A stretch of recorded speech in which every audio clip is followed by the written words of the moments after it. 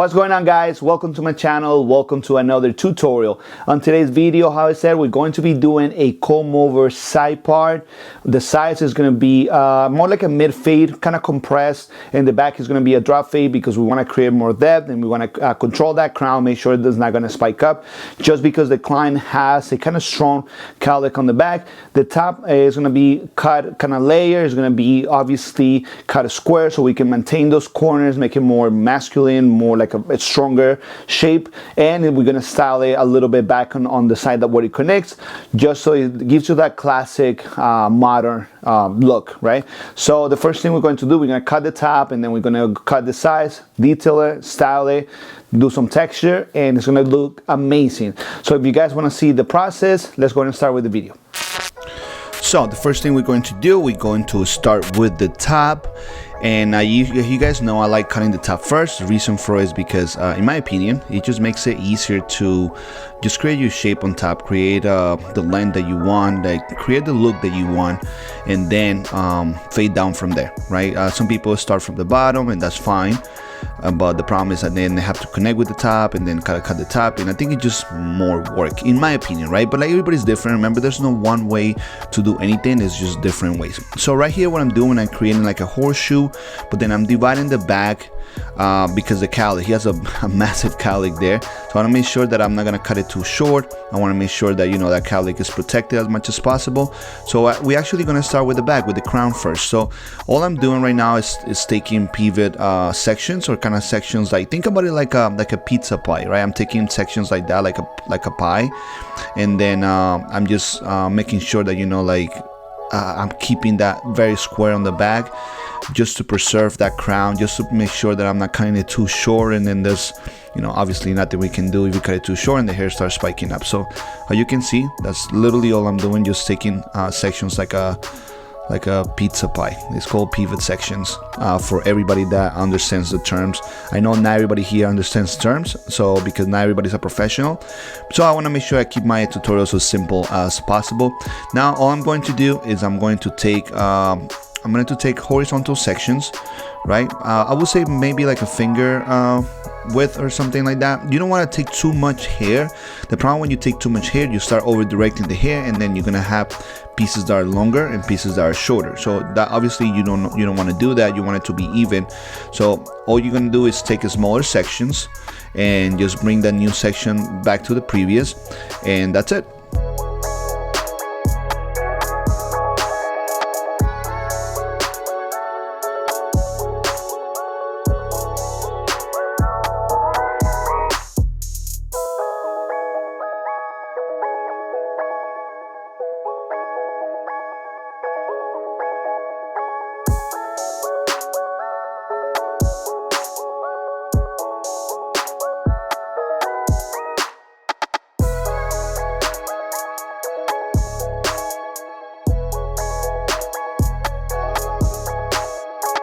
Okay, now that we're done, we're going to use a number 3 lever close, and then what we're going to do, we're going to connect that number 3 into the weight that we want on the sides, right?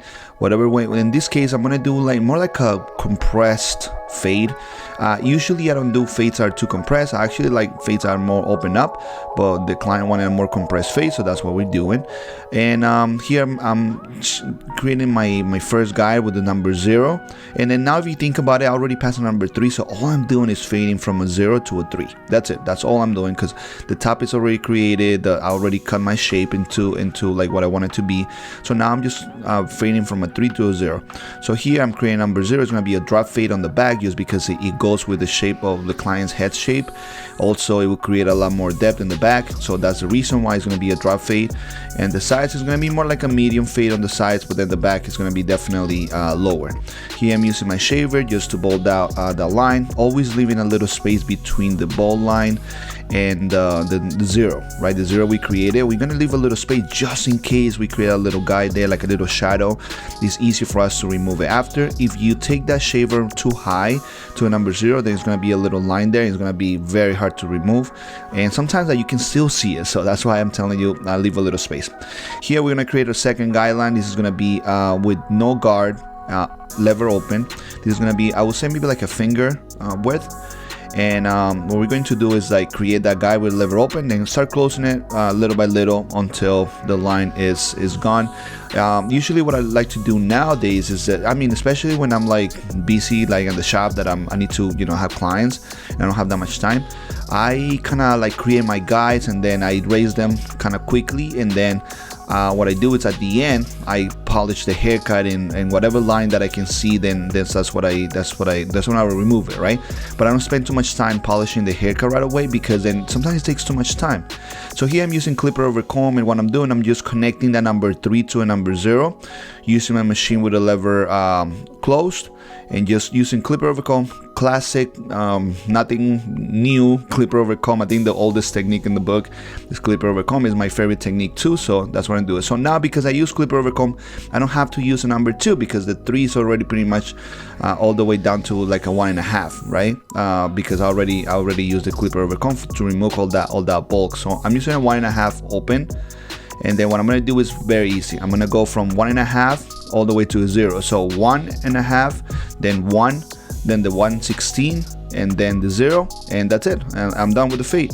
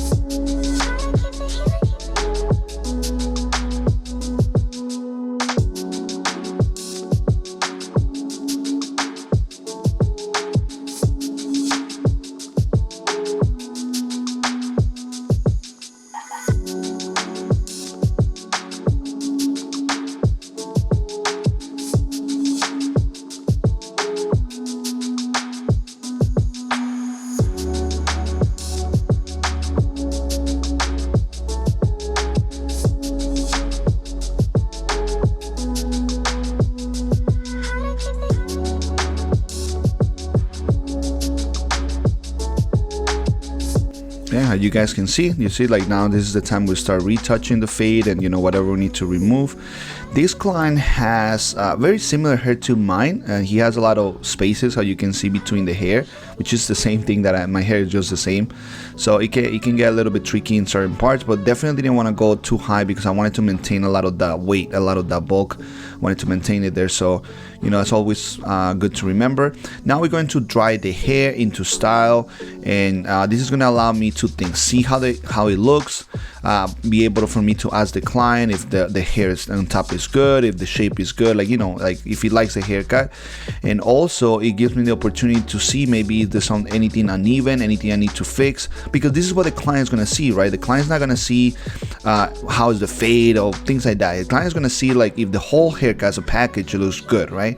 And that's why I always style my clients' hair. I don't let them go home with the hair all crazy. I let them go, you know, always go home with the hair like fully, like, you know, style, because, you know, that's what they're paying for, right? So that's a little tip for everybody that wants to maybe increase your prices and you know, do better as a barber. Make sure you style your clients' hair. It's very, very, very important. And that's it, guys. That's the end result. You can see it looks super clean, very nice and compressed, but like with great shape. That's it, guys. That was the video. I hope you guys enjoy. I hope you guys learned. Don't forget to subscribe and like it, and I'll see you guys on the next one. Take care.